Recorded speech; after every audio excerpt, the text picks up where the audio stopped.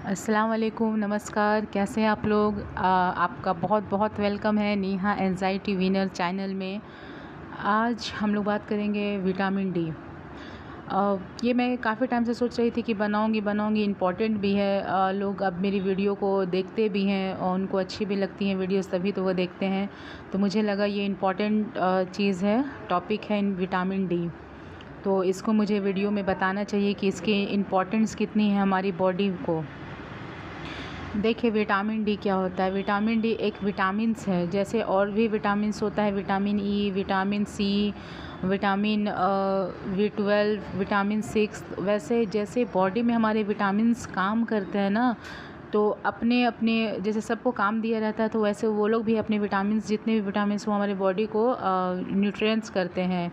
मतलब जो हमें खाना जो मिलता है उससे वो विटामिन्स के, जैसे हम लोग पानी पीते हैं वो विटामिन्स है हमारा, जितने भी हैं। तो विटामिन डी की जो पूर्ति है कंप्लीट, जो विटामिन डी हमें मिलता है उसकी डिफिशियंसी कोई अदर विटामिन्स पूरा नहीं कर सकता। जैसे हमें विटामिन ई की कमी है तो वो चीज़ मैनेज हो सकता है विटामिन B12 के लिए, विटामिन B12 मैनेज कर सकता है। लेकिन अगर हमारी बॉडी में विटामिन डी की कमी है तो उसकी पूर्ति कोई नहीं कर सकता, वो सिर्फ विटामिन डी ही कर सकता है। तो विटामिन डी, जैसे लोगों को एंजाइटी होती है समझ में आता है, डिप्रेशन होता है समझ में आता है। लेकिन आप लोग को मैं ये बोलना चाहती हूँ कि आप लोग जब गाइड लेते हो या काउंसलिंग लेते हो एंजाइटी में, तो सबसे पहले आप अपनी रिपोर्ट को देखो। आप सबसे पहले डॉक्टर को अपना विटामिन डी और विटामिन B12 चेक करवाओ। अगर ये आपके बॉडी में नॉर्मल आती है कि हाँ आपके ब्लड में ये दोनों है, जितनी होनी चाहिए वो इतना है, तो आपको एंजाइटी है, डिप्रेशन है। और अगर ये चीज़ नहीं है तो इनकी कमियों की वजह से भी हमें स्ट्रेस होने लगता है, टेंशन होने लगता है, बाल झड़ने लगता है, नींद आने में सबसे बड़ी रीज़न होता है, नींद आने में कमी होती है, आँखों से धुंधला दिखाई पड़ता है, मसल्स में खिंचाव होता है, चक्कर जैसा लगता है। तो इनकी कमी से आपको अगर विटामिन B12 की कमी है तो वो और विटामिन्स जो है वो बैलेंस कर देता है, बट विटामिन डी की कमी है तो वो सिर्फ आपको विटामिन डी ही पूरा कर सकता है। तो लोग बोलते हैं क्योंकि इसमें मूड स्विंग भी होता है, मूड में बहुत जल्दी चेंजेस भी आता है विटामिन डी की वजह से। तो हर चीज़ों को हम ये नहीं बोल सकते कि हमें एंजाइटी ही है, क्योंकि ये मेरा एक्सपीरियंस है। जब मैंने अपना चेक कराया था तो मेरी विटामिन डी बहुत ज़्यादा ही स्लो थी, बहुत ज़्यादा ही कम थी, जितनी होनी चाहिए थी उतनी नहीं थी, बहुत कम थी। तो मुझे मेडिसिन्स दिया गया, मैंने 3 महीना उस मेडिसिन्स को खाया। वीक में एक बार खाने की होती है, ओनली विटामिन डी मुझे दी गई थी। और जो मेरी डॉक्टर है जिससे मैं हमेशा कंसल्ट होती थी, और जो उन्होंने ही मेरी 3 डिलीवरी करवाई है सिजेरियन से, तो मुझे उनसे बहुत ज़्यादा टच में था। लेकिन उन्होंने, उसको पता था कि मुझे एंजाइटी के सिम्टम्स है, बट उन्होंने डायरेक्ट मुझे मना कर दिया कि क्योंकि वो मुझे, मतलब फैमिली डॉक्टर है ना मेरी, जितनी भी मेरे फैमिली में ससुराल में जितने लोग को भी परेशानी होती है तो हम लोग उन्हीं के पास जाते हैं। तो उन्हें पता थी कि मुझे एंजाइटी की कुछ प्रॉब्लम आ रही है, मुझे एंजाइटी ओवरथिंकिंग है। तो उन्होंने मतलब मुझे समझा करके एंजाइटी डिप्रेशन की मेडिसिन्स नहीं दी, क्योंकि उनको पता था कि ये चीज़ें गलत है। उन्होंने मुझे नहीं दी क्योंकि उस समय मेरी बेटी भी छोटी थी।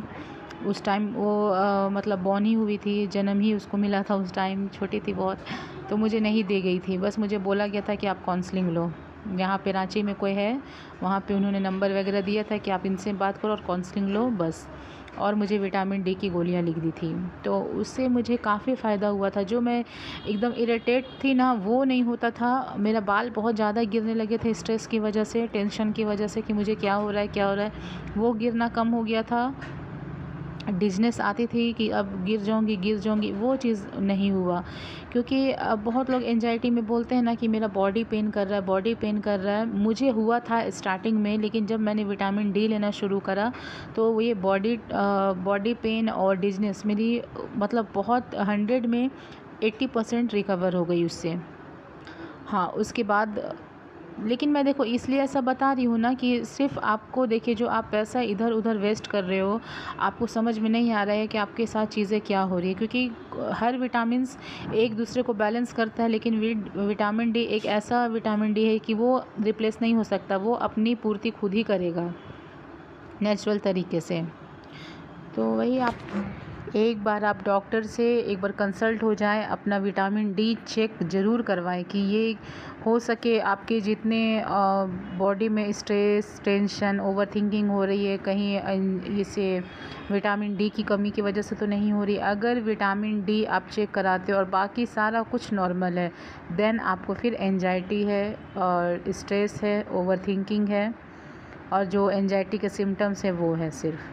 और अगर आपके विटामिन डी कम आता है तो आप विटामिन डी मेडिसिन्स के रूप में ले सकते हो, इसमें कोई नुकसान नहीं है, क्योंकि मैं हमेशा मेडिसिन्स लेने के लिए सबको अवॉइड करती हूँ, मना करती हूँ, लेकिन ये विटामिन डी आप ले सकते हो।